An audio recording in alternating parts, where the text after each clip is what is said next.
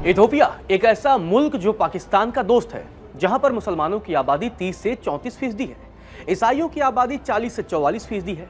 2007 में यहां पर मुसलमानों की कुल आबादी 19% थी, लेकिन अब बढ़कर 30 से 34% हो चुकी है। इन तमाम जातिगत और धार्मिक आंकड़ों के बीच भारत के प्रधानमंत्री नरेंद्र मोदी मंगलवार को इथोपिया पहुंचते हैं।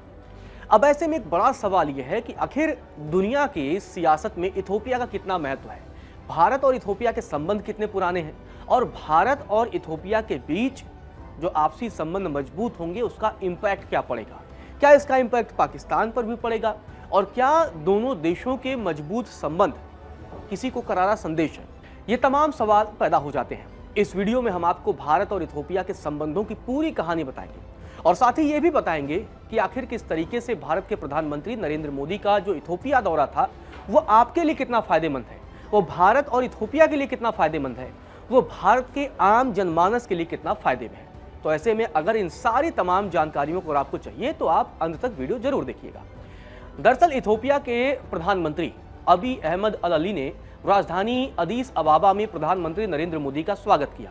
जब पीएम मोदी मंगलवार को पहुंचते हैं तो खुद स्वागत के लिए इथोपिया के प्रधानमंत्री पहुंचते हैं और यहां तक कि तमाम प्रोटोकॉल को तोड़ते हुए इथोपिया के प्रधानमंत्री खुद गाड़ी चलाते हैं और उनके बगल में प्रधानमंत्री नरेंद्र मोदी बैठते हैं और पूरे शहर का चक्कर लगाते हैं और इसके बाद पहुंच जाते हैं साइंस म्यूजियम। प्रधानमंत्री नरेंद्र मोदी के दौरे के दौरान भारत और इथोपिया के बीच कई अहम समझौते भी हुए। ये जो तमाम तस्वीरें आई, चाहे वो इथोपिया के प्रधानमंत्री का गाड़ी चलाना और दोनों नेताओं का आपस में गले मिलना और उसके बाद अपने सर्वोच्च पुरस्कार से सम्मानित करना, ये तमाम तस्वीरें इस बात की गवाही दे रही हैं कि भारत और इथोपिया के संबंध लगातार मजबूत हो रहे हैं। इथोपिया दौरे के दौरान प्रधानमंत्री नरेंद्र मोदी को सर्वोच्च सम्मान यानी इथोपिया का जो सर्वोच्च सम्मान है उससे नवाजा गया। ग्रेट ऑनर निशान ऑफ इथोपिया से पीएम मोदी को सम्मानित किया गया। पीएम मोदी दुनिया के पहले नेता बने जिन्हें इथोपिया ने अपने सर्वोच्च पुरस्कार से सम्मानित किया है। अब तक इथोपिया सिर्फ अपने देश के लोगों को सम्मानित करता था, लेकिन पहले गैर इथोपियन नेता बनते हैं प्रधानमंत्री नरेंद्र मोदी, जिन्हें इथोपिया ने अपने सर्वोच्च पुरस्कार से सम्मानित किया। इससे ये बात तो तय है कि भारत और इथोपिया के संबंध और मजबूत होना तय है। पीएम मोदी के इथोपिया दौरे के दौरान दोनों देशों के बीच कई अहम समझौते होते हैं, विशेष तौर पर 8 अहम समझौते। ग्राफिक्स के जरिए आपको बताता हूं। पीएम मोदी के इथोपिया दौरे के दौरान दोनों देशों के बीच द्विपक्षीय संबंधों को रणनीतिक साझेदारी के स्तर तक उन्नत करना, सीमा शुल्क मामलों में सहयोग और पारस्परिक प्रशासनिक सहायता पर समझौता हुआ है। इथोपिया के विदेश मंत्रालय में डेटा केंद्र स्थापित करने के लिए समझौता ज्ञापन भी हुआ है। संयुक्त राष्ट्र शांति रक्षा अभियान के प्रशिक्षण में सहयोग हेतु कार्यान्वयन की व्यवस्था पर भी सहमति बनी है। G20 साझा ढांचे के अंतर्गत इथोपिया के ऋण पुनर्गठन पर समझौता ज्ञापन पर भी हस्ताक्षर हुआ है। ICCR छात्रवृत्ति कार्यक्रम के अंतर्गत इथोपियाई छात्रों के लिए छात्रवृत्तियों को दोगुना करना भी इस समझौते में शामिल रहा। इसके अलावा ITEC कार्यक्रम के अंतर्गत कृत्रिम बुद्धिमत्ता के क्षेत्र में इथोपिया के छात्रों और पेशेवरों के लिए विशिष्ट अल्पकालिक पाठ्यक्रम भी शामिल रहा, इस पर भी समझौता हुआ है। भारत द्वारा अदीस अबाबा स्थित महात्मा गांधी अस्पताल की मातृ स्वास्थ्य देखभाल और नवजात शिशु देखभाल के क्षेत्र में क्षमता बढ़ाने पर भी सहायता करना, इस बारे में भी समझौता हुआ है। अब चलते हैं भारत और इथोपिया के संबंधों के इतिहास पर, दोनों देशों के रिश्तों पर, दोनों देशों के बीच रिश्ते कितने मजबूत हैं इस बात पर। भारत इथोपिया संबंधों की अगर बात करें तो जुलाई 1948 में दोनों देशों के बीच संबंध स्थापित होते हैं, यानी भारत की आजादी से तकरीबन 1 साल के बाद, और 1952 में राजदूत स्तर पर और बढ़ा दिया गया। पहले दूतावास बनाए जाते हैं, इसके बाद से राजदूतों के स्तर को और बढ़ा दिया जाता है। दोनों देशों में एक दूसरे देशों के दूतावास भी मौजूद हैं। आपको बता दें कि भारत के प्रधानमंत्री और इथोपिया के प्रधानमंत्री ने जब आपस में एक साथ टेबल पर बैठते हैं, आमने सामने होते हैं, तो कई मुद्दों पर बातचीत करते हैं। सबसे जो अहम बात रही वो आर्थिक साझेदारी पर चर्चा की। इसके अलावा digital public infrastructure, critical minerals और क्लीन एनर्जी पर भी सहयोग बढ़ाने पर चर्चा हुई है। इथोपिया भारत के लिए बहुत बड़ा बाजार है। भारत इथोपिया को लोहा, इस्पात, दवाएं, मशीनरी, रसायन, कागज, प्लास्टिक, धातु उत्पाद निर्यात करता है, जिससे भारत को बड़े पैमाने पर कमाई होती है। खास बात यह है कि दोनों देशों के बीच जो व्यापारिक घाटा है उसमें भारत का फायदा है। पीएम मोदी ने अपने दौरे के दौरान बताया कि जब इथोपिया के प्रधानमंत्री उनके साथ बैठे थे और कहा कि भारतीय कंपनियों ने इथोपिया की अर्थव्यवस्था में $5 अरब से अधिक का निवेश किया है, जिससे इथोपिया का विकास हो रहा है। भारत के योगदान की वजह से मैन्युफैक्चरिंग, फार्मास्यूटिकल, अहम क्षेत्रों, इन तमाम क्षेत्रों में भारत की कंपनियों की वजह से इथोपिया में 75,000 से अधिक लोगों को रोजगार मिला हुआ है। इस दरमियान प्रधानमंत्री नरेंद्र मोदी ने यह भी कहा कि भारत ब्रिक्स साझेदार के रूप में इथोपिया की अध्यक्षता में और प्रस्तावित भारत अफ्रीका फोरम शिखर सम्मेलन के लिए उसके साथ काम करने के लिए भी उत्सुक है। तो प्रधानमंत्री नरेंद्र मोदी ने इस दरमियान इन तमाम बातों पर भी कहीं न कहीं प्रकाश डाला। अब एक और बड़ा सवाल होता है कि आखिर पाकिस्तान और इथोपिया का क्या रिश्ता है, और क्या जिस तरीके से पिछले कुछ समय में इथोपिया और पाकिस्तान के बीच संबंध मजबूत हुए हैं, तो इस वजह से भी भारत के प्रधानमंत्री नरेंद्र मोदी का यह दौरा अहम हो जाता है। दरअसल पाकिस्तान इथोपिया के रिश्तों की अगर हम बात करें तो 1973 में दोनों देशों के बीच संबंध स्थापित हुए थे, लेकिन पिछले कुछ सालों में दोनों के रिश्ते लगातार मजबूत हो रहे हैं। दोनों के बीच आर्थिक सहयोग में लगातार इजाफा हो रहा है, आयात निर्यात में बढ़ोतरी देखने को मिली है। अब भारत इथोपिया के व्यापार संबंधों की बात कर लेते हैं, क्योंकि इससे हमें समझने में और आसानी होगी।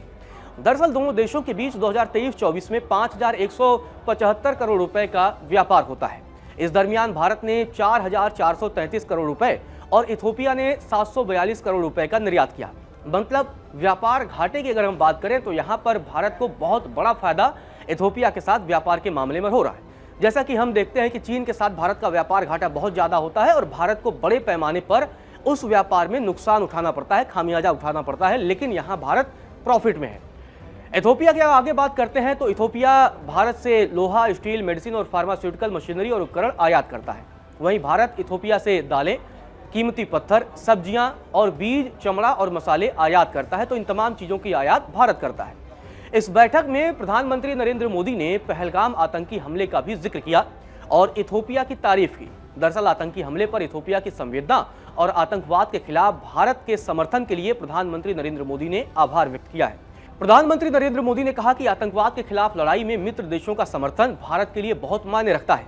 पीएम मोदी ने बताया कि बैठक में अर्थव्यवस्था, नवाचार, तकनीक, रक्षा, स्वास्थ्य, कौशल विकास और बहुपक्षीय सहयोग जैसे अहम मुद्दों पर चर्चा हुई। पीएम मोदी ने कहा कि भारत ने इथोपिया के छात्रों के लिए भारत से मिलने वाली छात्रवृत्ति को दोगुना करने का फैसला लिया है, जिससे यहाँ के छात्रों को बड़े पैमाने पर लाभ मिलेगा और कहीं न कहीं आर्थिक मजबूती भी मिलेगी।